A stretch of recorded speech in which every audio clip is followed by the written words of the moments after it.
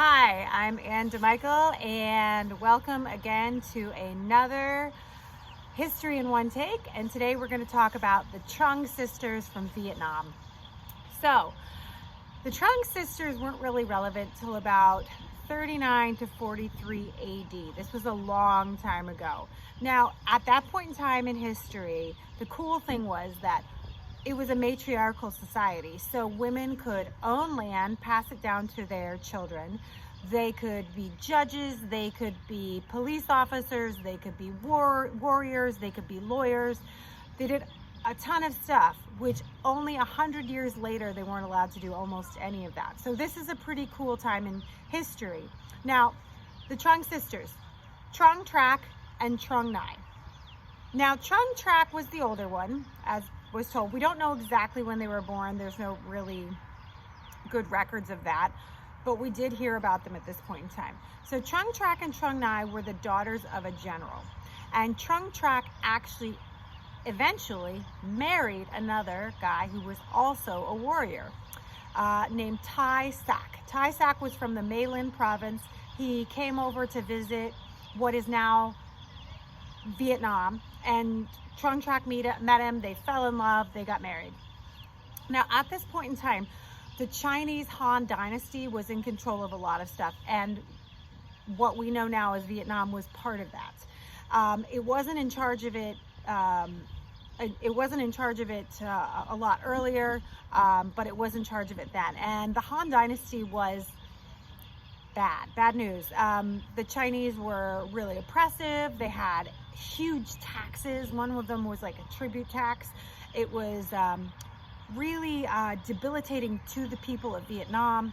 They imposed a lot of their culture on the Vietnamese people, and the Vietnamese people were quite simple. So, you know, their religion was different. It was very hard for the people there, and it was a very oppressive sort of atmosphere.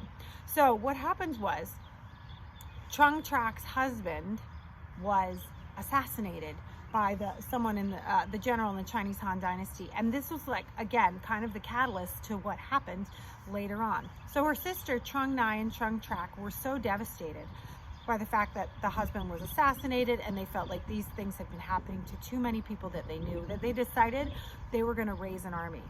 So the hard thing, of course, was that, you know, these people didn't trust them, and they were not really feeling comfortable going against the Chinese dynasty because they didn't want to die. I mean, nobody really wanted to die.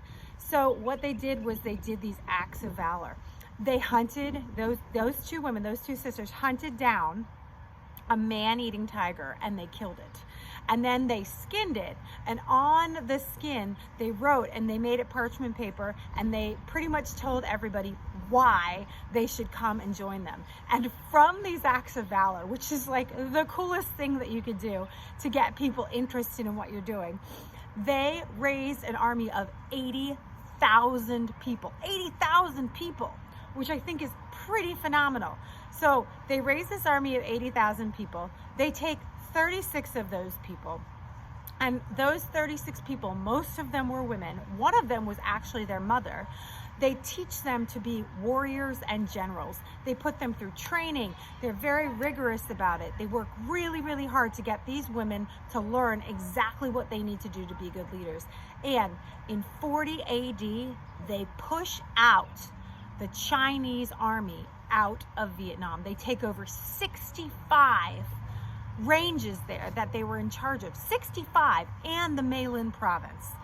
And so the Vietnamese people take these two women, Trung Trac and Trung Nai, and they make them their queens. Trung Trac becomes what they call Vuong Trung, which means she King Trung, and Trung Nai becomes a co-regent. So they partner together, and they decide that they're going to rule these people together. The first thing they do is they get rid of the taxes, especially the tribute tax, which was so debilitating to their people. They go back to simpler times. They make it easier for all of their neighbors and their family members to get their Vietnamese ways back. Now, I'd love to tell you that that was a time of, like, you know, peace and prosperity. Prosperity, yes. Peace, no. So for the next 3 years, they fought the Han dynasty back and forth because they didn't like that their land had been taken away from them, and they wanted that money from those taxes. So, unfortunately, in 43 AD, Trung Trac and Trung Nai were basically surrounded by the Chinese dynasty. And in the Vietnamese tradition, it is seen as honorable to not be captured by the enemy and to commit suicide. So they committed suicide. Now, there are two theories as to what happened. One is actually a lot more likely than the other one. The first theory is that they walked down to the river where they were and they drowned themselves. And then the next theory is that they jumped out of the palace where they were and they floated up to the heavens. Now, obviously, that probably didn't happen. It's more likely that they drowned themselves. And this was considered an honorable death, so that was something that is very, very likely to have happened. Now, how is this relevant today? Well, it's relevant today because historians agree that had they not had this first revolution, had they not done this, there would probably be no Vietnam today. Even to this day, they kept that tradition of those people. And there are still festivals celebrating them. And the coolest thing is they always have two young women riding elephants, because apparently Trung Trac and Trung Nai rode elephants into battle. So pretty awesome ladies who did some very astounding things in their time. And only, as I said, only 100 years later after this, women weren't allowed to do almost any of this stuff. They couldn't own land, they couldn't be generals, they couldn't do any of the things that these young ladies did. So they really helped make Vietnam the way that it should be for a short period of time, and they told the people that they could be their own country. And to this day, now we have what is known as Vietnam. All right, thank you guys, and thank you for another session of History in One Take.